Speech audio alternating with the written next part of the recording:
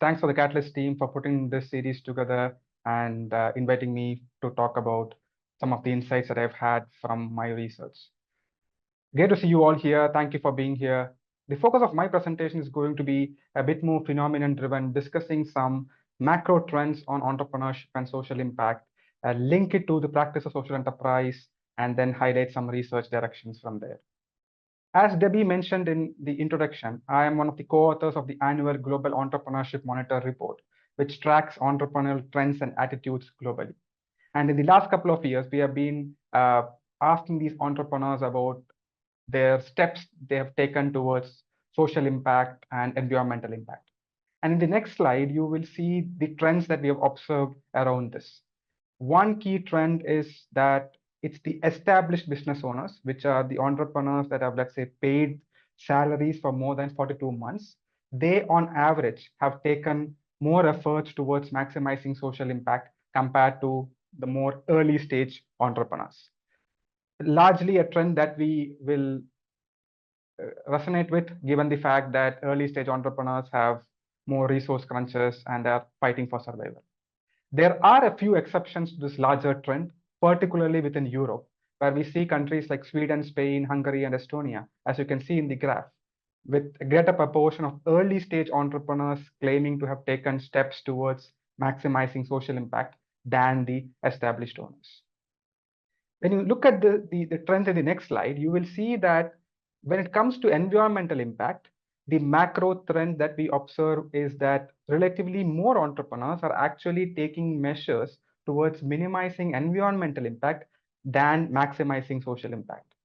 In fact, in the next slide, you will see that 1 in 2 established business owners are in fact taking steps to minimize environmental impact in 36 of the 45 economies that we studied.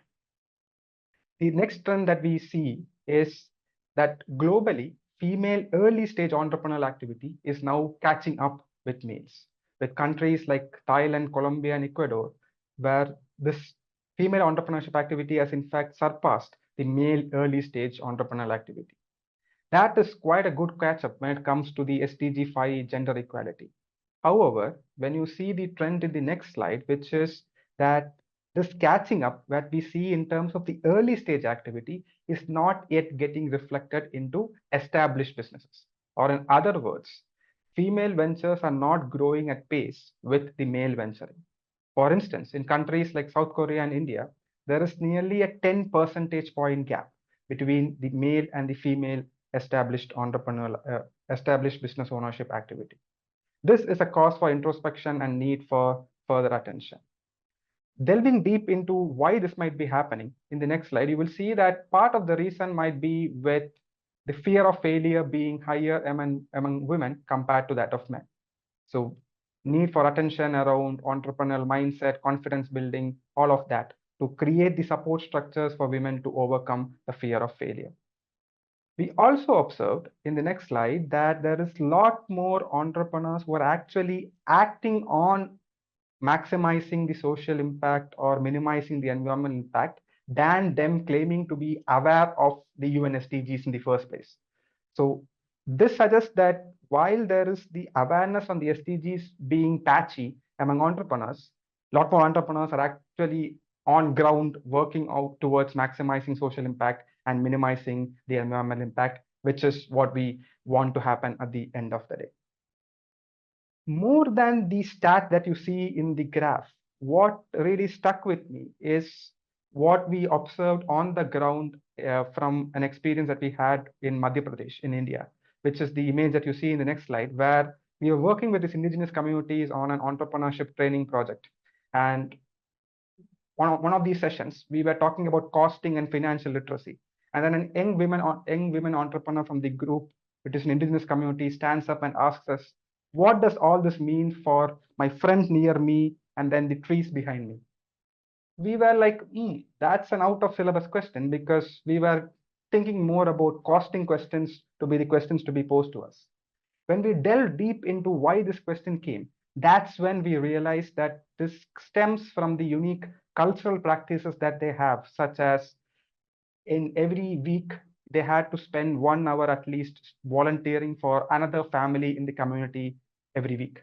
And then for how much ever forest produce that they were taking out, they have the concept of reforestation that is proportional to it.